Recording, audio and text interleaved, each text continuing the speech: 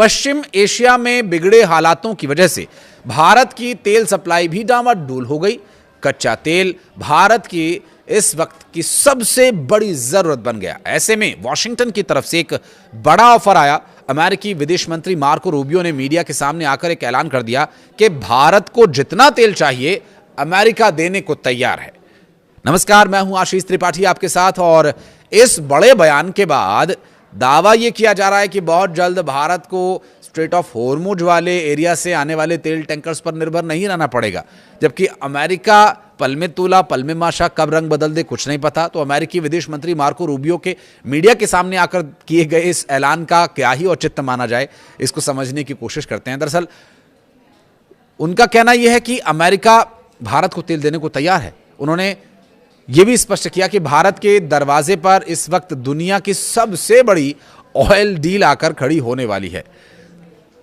International market में तेल की सप्लाई को लेकर मची हाहाकार के बीच अमेरिकी विदेश मंत्री मार्को रूबियो का एक बड़ा बयान सामने आया। पत्रकारों से बातचीत के दौरान रूबियो ने यह कहा साफ लफ्जों में कि भारत को जितनी एनर्जी, जितना तेल चाहिए, हम उन्हें उतना तेल बेचने को तैयार हैं।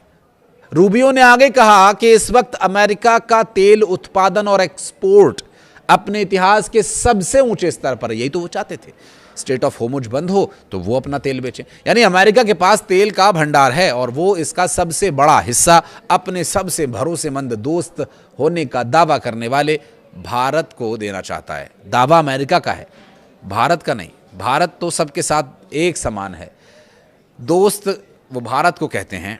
और चूंकि अंतर्राष्ट्रीय स्तर पर जो दोस्ती है या दुश्मनी है वो सिर्फ अपने साझा, अपने निजी हितों पर निर्भर करती है। कुछ ऐसी ही कोई हित वहाँ अमेरिका को भारत में दिख रहा होगा। आखिर वो क्या हित दिख रहा है जिसकी वजह से वो ये डील भारत को ऑफर करें? चलिए उसके बारे में बात करते हैं। ये डील रातों रात नहीं हुई है। अमेरिकी विदेश मंत्री ने ये खुद खुलासा किया कि वॉशिंगटन और नई दिल्ली के बीच पहले से ही इस बड़ी ऑयल डील को लेकर सीक्रेट बातचीत चल रही थी। अमेरिका ये चाहता है कि भारत दुनिया के दूसरे देशों से तेल खरीदना थोड़ा कम कर दे और अमेरिका को अपने एनर्जी पोर्टफोलियो का एक बहुत बड़ा हिस्सा बना ले।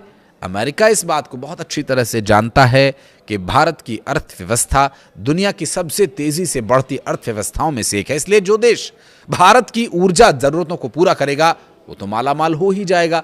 आने वाले वक्त में ग्लोबल मार्केट पर वो राज करेगा। और इस तेल के खेल में अब वेनेजुएला की भी एंट्री हो गई है। वही वेनेजुएला जिसके राष्ट्रपति को ट्रंप ने उठा लिया था।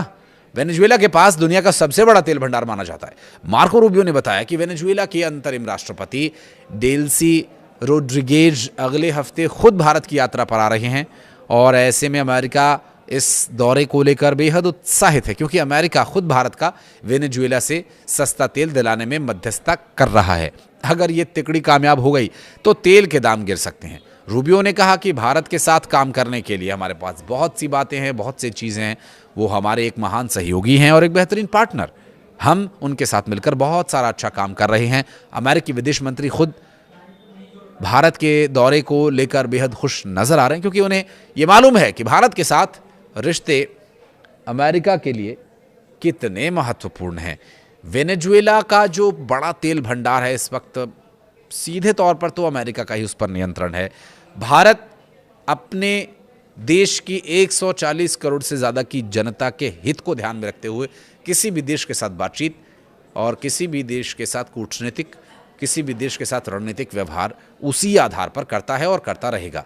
भारत के साथ काम करने के लिए जो मार्को रूबियो ने बात कही है, भारत को अपना एक महान सहयोगी बताया है, पहले दोस्त बताया फिर सहयोगी बताया, तो आप यहाँ से इस बात को बहुत अच्छे से समझ सकते हैं कि अंतर्राष्ट्रीय स्तर पर दो देशों के बीच जब तक कोई एक साझा हित नहीं होता तब तक दो देशों के बीच तालमेल कभी नहीं बनता। और आज के समय में हर कोई अपने देश की भलाई को सर्वोपरि रखता है और रखना भी चाहिए।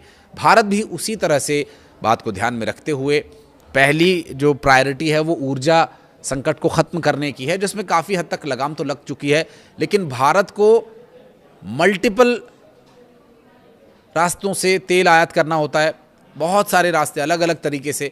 कुछ भारत में प्रोडक्शन होता है, कुछ खाड़ी देशों से मंगाया जाता है, कुछ यूरोपीय देशों से, कुछ रूस से, कुछ अमेरिका से, तो अब अमेरिका चूंकि पहले तो रूस को लेकर के अमेरिका थोड़ा नाराज़ था, फिर बाद में वो टैरिफ वैरिफ हटा करके सब कुछ नॉर्मल कर दिया गया। लेकिन अब एक बार फिर से अमेरिका की ओर से ये दावा करना कि हम भारत को तेल देने के लिए तैयार हैं, जता रहा है, ये बता रहा है कि अमेरिका की पूंछ दबी हुई है और इस वक्त वो भारत के साथ बहुत अच्छी दोस्ती और बहुत ही सहयोगी पार्टनर के तौर पर अपनी भूमिका निभाने की कोशिश कर रहा है। उसके पीछे जाहिर है एक जो ईरान के साथ चल रहा युद्ध तो है ही है, लेकिन दूसरी तरफ ये है कि स्ट्रेट ऑफ हॉर्मुज से अब जब रास्ता खुलने की संभावना है, तो एक बार फिर अमेरिका की जो तेल को लेकर के नीति है कि हम तेल बेचें, हम ज़्यादा से ज़्यादा तेल के कुओं पर कब्जा करें और पूरी दुनिया में जितनी भी तेल की प्रोडक्शन हो रही है उस पर सारे पे, लगभग उनकी कोशिश तो है कि सारे पे हो, लेकिन अभी फिलहाल ज़्यादा से ज़्यादा उनका ही कब्जा रहे, जैसे कि वेनेजुएला पर उन्होंने किया और वेनेजुएला के राष्ट्रपति को रातों रात उठा लिया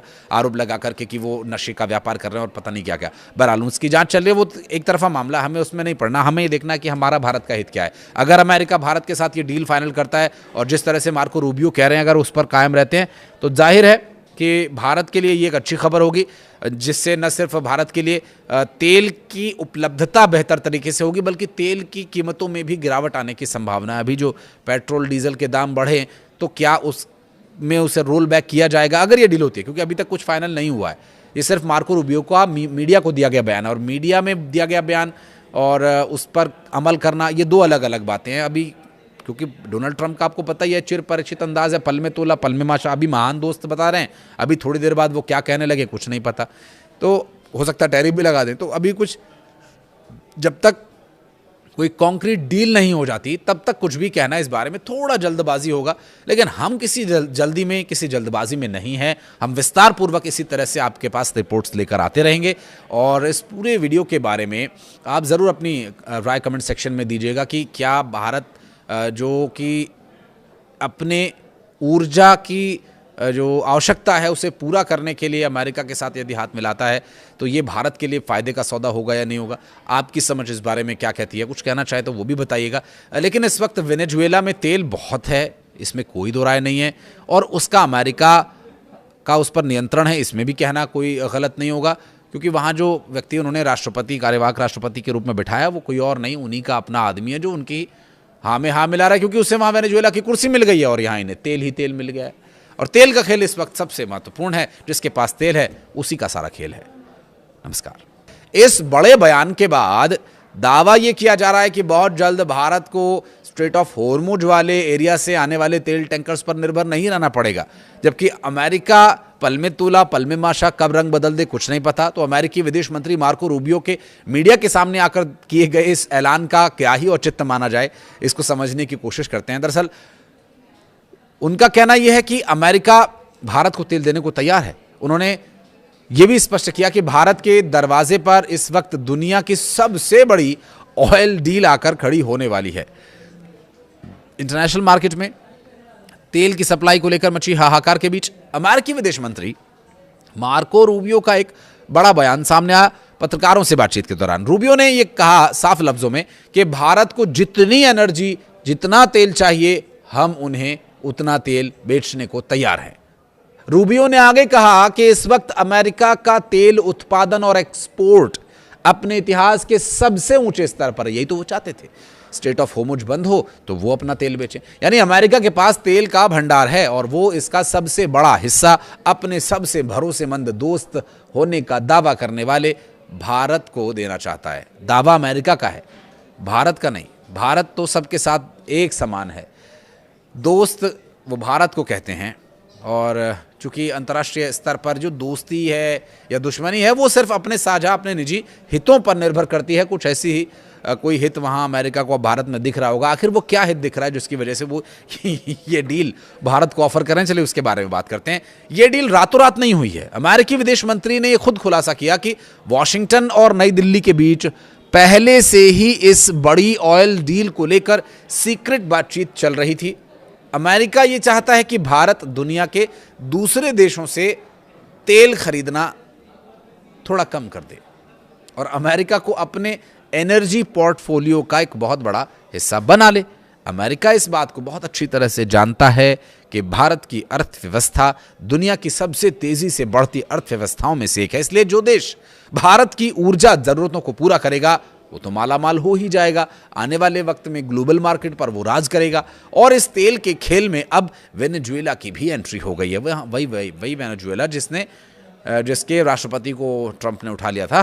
वेनेजुएला के पास दुनिया का सबसे बड़ा तेल भंडार माना जाता है। मार्को रूबियो ने बताया कि वेनेजुएला के अंतरिम राष्ट्रपति डेल्सी रोड्रिगेज अगले हफ्ते खुद भारत की यात्रा पर आ रहे हैं और ऐसे में अमेरिका इस दौरे को लेकर बेहद उत्साहित है, क्योंकि अमेरिका खुद भारत का वेनेजुएला से सस्ता तेल दिलाने में मध्यस्थता कर रहा है।